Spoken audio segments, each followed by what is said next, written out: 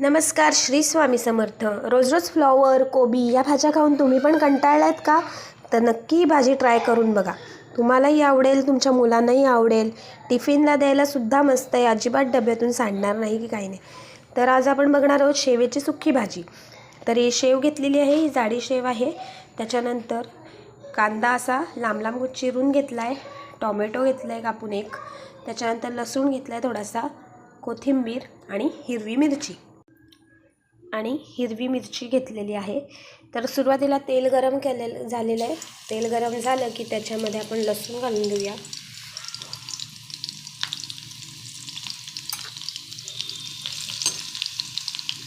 लसूण चांगला मॅश झाला की त्याच्यात लगेच हिरवी मिरची घालून घेऊया।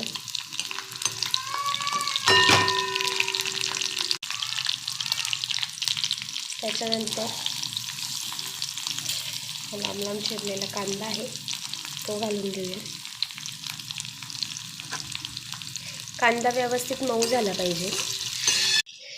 कांदा मऊ होण्यासाठी त्याच्यात आपण थोडंसं मीठ घालून घेऊया, म्हणजे आपला कांदा लवकर मऊ होईल।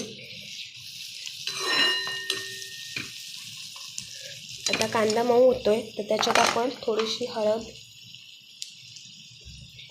लाल तिखट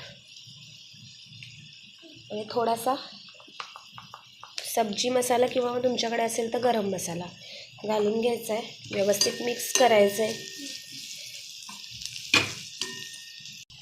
आता कांदा मऊ झाला आहे, त्याच्यानंतर आता हा टोमॅटो घालून घ्यायचा आहे। टोमॅटो घालायचं आहे, टोमॅटो पण शिजून द्यायचं आहे। टोमॅटो शिजला की मग आपल्याला ही शेव घालायची।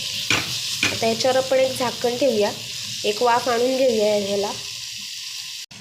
कांदा आणि टोमॅटो व्यवस्थित मऊ झाला आहे, त्याच्यानंतर आपले शेव घालून घेऊया। आता ही शेव व्यवस्थित मिक्स करूया।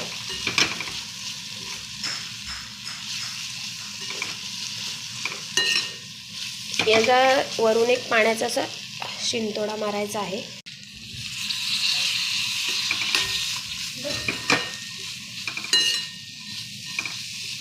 ही भाजी तुम्ही भाकरी बरोबर, पोळी बरोबर खाऊ शकता। मुलांच्या डब्यात दिल्यावर सांडण्याचं सुद्धा टेन्शन नाही, भाजी मुलंसुद्धा आवडीने खातील। ही भाजी नक्की ट्राय करा।